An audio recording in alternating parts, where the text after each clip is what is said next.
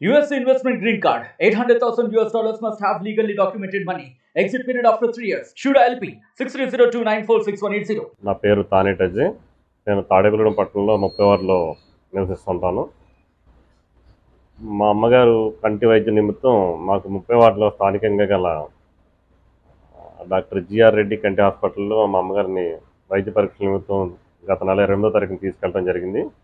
అక్కడ doctor G Sandeep Reddy గారు మా అమ్మగారిని పరీక్షలు చేసి లెఫ్ట్ ఐకి కాంట్రాక్ట్ ఆపరేషన్ చేయాలని చెప్పడం జరిగింది.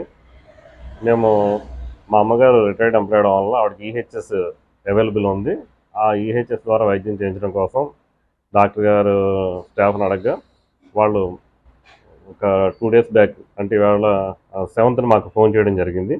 డాక్టర్ గారు 10వ తారీఖున సర్జరీ చేస్తూ ఉంటున్నారు కాబట్టి మీరు దానికి రెడీ అయ్యి రావాలని చెప్పడం జరిగింది.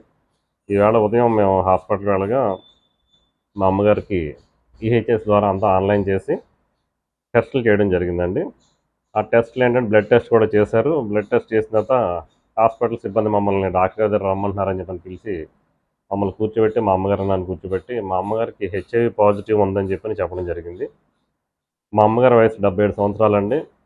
ఆవిడ ఒక రిటైర్డ్ టీచర్.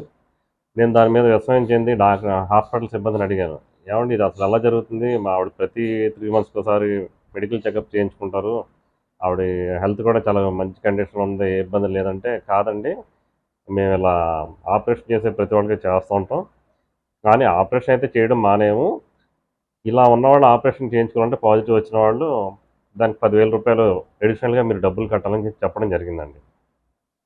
సరే నేనేం చేశాను అంటే మా హాస్పిటల్లో ఐ ట్రీట్మెంట్ తర్వాత ముందు హెచ్ఐవికి సంబంధించి మనం క్లారిటీ రావాలని చెప్పి నేను బయట ల్యాబ్లో కూడా టెస్ట్ చేస్తానని చెప్పని బయటికి మేము రిపోర్ట్స్ తీసుకుని రావడం జరిగింది.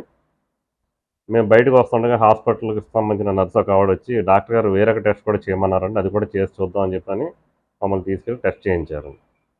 అయితే అందులో హెచ్ఐవి నెగిటివ్ రావడం జరిగింది. నేను వెంటనే డాక్టర్ గారిని వెళ్ళి కలిసి అడిగా ఆయన ఏం చెప్తున్నారంటే అది టెస్ట్ చేసే కిట్లు ప్రాబ్లం తప్ప మాది కాదు ప్రాబ్లం, అది మీరు కావాలంటే దానికి సంబంధించి కేసు పెట్టుకోవచ్చు, అంతే తప్ప మాదైతే నిర్లక్ష్యం లేదని చెప్తున్నారు. కానీ ఏంటంటే ఖచ్చితంగా ఇన్సూరెన్స్ ఉన్నవాళ్ళు లేదంటే ఏదన్నా ఆరోగ్యశ్రీ కార్డు మీద హాస్పిటల్కి వచ్చే వాళ్ళ దగ్గర ఏదో ఒక మాట చెప్పి ఈ రూపంలో అయితే హాస్పిటల్ సిబ్బంది ద్వారా డబ్బులు వసూలు చేస్తున్నారండి. ఈ హాస్పిటల్లో తాడేపల్లి పట్టణంలో మంచి కంటి హాస్పిటల్ ఉందని చెప్పి ఎంతవరకు సంతోషించేవాళ్ళం. అయితే ఈ హాస్పిటల్ మాత్రం హాస్పిటల్ బిల్డింగ్ రూపంలో మొత్తం ఇక్కడికి వచ్చే రోగుల నుంచి, అందులోనూ ముఖ్యంగా ఈ ఆరోగ్యశ్రీ ఈహెచ్ఎస్ ద్వారా వచ్చే వాళ్ళ దగ్గర నుంచి అధిక మొత్తంలో ఏదో ఒక రూపంలో డబ్బులు లాగడం అయితే జరుగుతుందని మాకు అర్థమైంది. దీని మీద మేము కలెక్టర్ గారికి మరియు ఇతర ఉన్నతాధికారులకు కూడా కంప్లైంట్ చేయాలని చెప్పని మేము నిర్ణయించుకున్నాం.